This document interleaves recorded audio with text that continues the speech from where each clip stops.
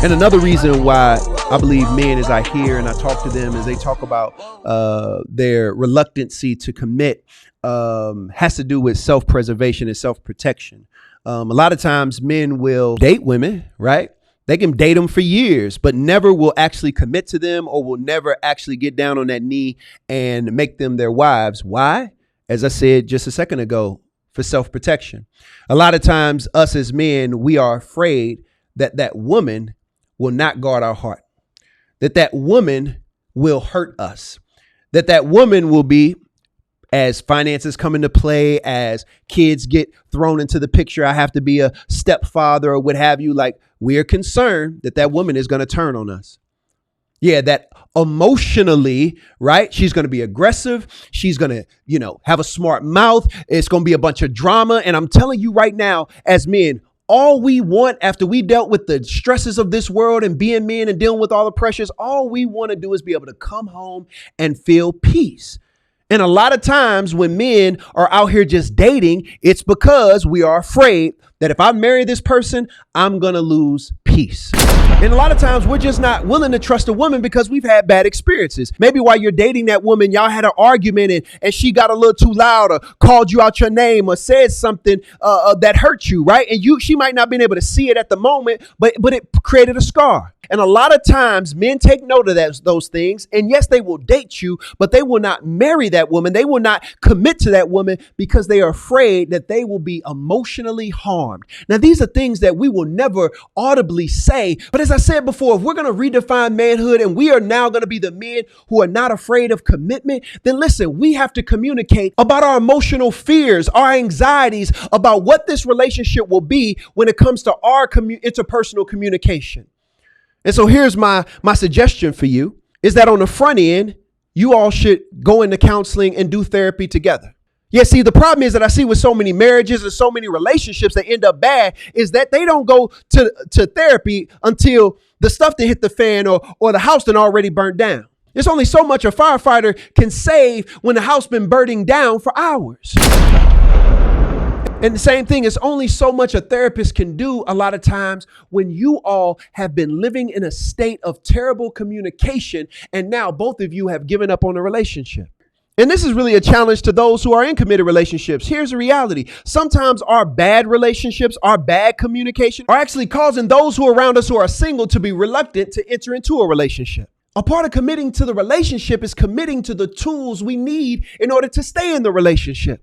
Creating a plan and a course of action while I still like you, while you still my friend, while we still goo-goo and gaga over one another. We put things in place. We practice these things now so that when we are in a committed relationship, when we are married, that we now have a foundation that can preserve our love and carry us into the future.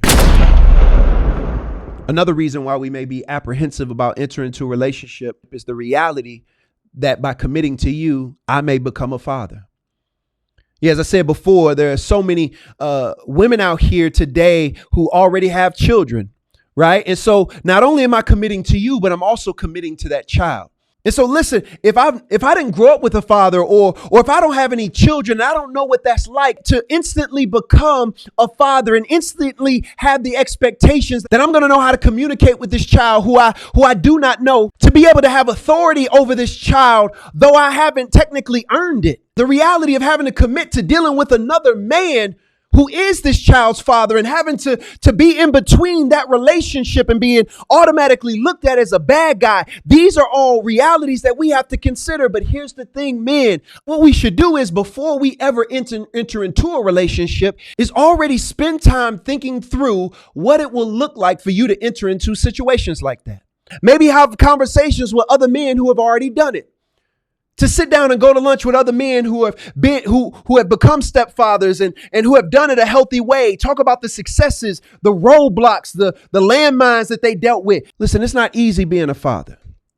It's okay to have fears and anxieties about being a father. None of us are ever ready to be a parent. So just because you're single, that's not exclusive to you. Right? Being a father, being in a young boy, young girl's life, man, that is difficult. But here's the thing. You've lived a lot of life, and the things that you have learned, the things that you have experienced, those are the things that you can bring to the table and teach that child. Y'all don't have to share blood for you to be able to give them insight into life and to teach them beautiful things about this world. You don't have to be in blood relationship to a child to teach them how to be a good friend. Y'all don't have to share blood for you to teach that child good study habits. Y'all don't have to be blood in order for you to encourage and teach that child how to manage their money. You also don't have to be blood to take that kid to Six Flags or to give them a gift on their birthday or to take them to Flying Spider or to take them on a trip. Listen, you can connect and build a relationship with that child just like you connect and build a relationship with anybody else. It's through time spent and active sacrifice. That child being able to experience you giving to them, not just your money, but all of who you are. And here's the other thing. The communication with the mother is key. And here's the reality that I've seen so many times. Sometimes you entering into the relationship can actually make the relationship with her and the baby father better. It's not always a nightmare. It's not always toxic. It's not always a bad thing. Sometimes having a man in her life helps her in her relationship with him. Yeah, another reason, and one of the biggest reasons why I hear from men why they are reluctant to be in relationships is trust. Yeah, trust. Many of us as men, we have dealt with someone breaking our hearts. Now, men, we don't like talking about it, but let's keep it real. Each one of us at some point have probably been cheated on. Each one of us has had that one girl that we really loved that broke our hearts. I know even for me, man, I remember being in a relationship with a young lady for quite some time, man. I thought I was going to marry this girl. And I remember that another young dude came into the picture and she basically left me for him. And I'm going to tell you right now, it crushed me. It devastated me. It was some of the worst pain I ever felt in my life. And I carried it with me into every relationship moving forward. It changed the way I dealt with women, period. For a long time, I used to tell women, I don't want to be in a relationship. I was very upfront. I don't want to be in a relationship because, and I didn't tell them this part, but it was because I didn't trust women. It was because I needed to protect my own heart. I said that I'll never give another woman the power to hurt me like that again. And that's how a lot of men function. Is a reason why they're not committing to being in a relationship is because they don't trust that once I finally do commit to you, once I finally do let down my walls and give you my heart, that you are going to protect my heart, that you're going to steward my heart, and that you're going to care for me well, that you will never betray me. And it doesn't even have to be cheating. Sometimes the betrayal can be a number of different things. It can be financial betrayal. It can be emotional betrayal. Yet the reality is we don't want to be hurt. Yeah, and social media doesn't make it any better.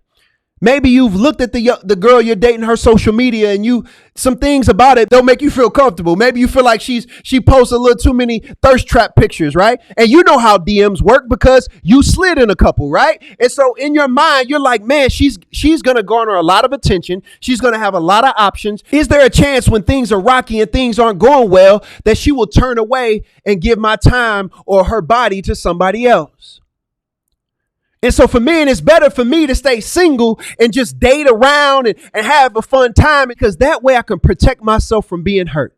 But hear me, man, as somebody who is on the other side of that reality, listen, there are plenty of good women out here. I mean, thousands of women out here who will protect you, who will appreciate you, who will allow you to be the king and the apple of their eye, and who will protect your heart. But man, we got to give these women a chance. There might be a woman out there I can build with and that I can thrive with, that I can flourish with, and we can have a beautiful family. Why? Because we're better together. And here's the thing, man. Again, this goes back to the beginning. If you're out here and you're in a relationship with somebody, and listen, you've had issues in the past with cheating or infidelity or whatever it is, listen, sit down with that woman and have that conversation. Talk about what trust looks like. Talk about what rhythms look like of going out with your girls and going out with your boys and communication and all those things, not to try to control somebody, but to make sure that we're on the same page before we ever become exclusive or before we ever walk down that aisle. Listen, man, we have to deal with these internal voices in our minds. Yeah, that tell us that we have to be perfect before we can be in a relationship. That tell us that we have to be at a certain level before we enter into a relationship. And we also have to overcome our fears and anxieties that we have because of our past. And lastly, we have to be willing to do the work on the front end so that when we walk into a committed relationship, we're prepared and we're ready and we're healthy for it. Listen, we just getting started talking about relationships. This is episode 1. I'm out.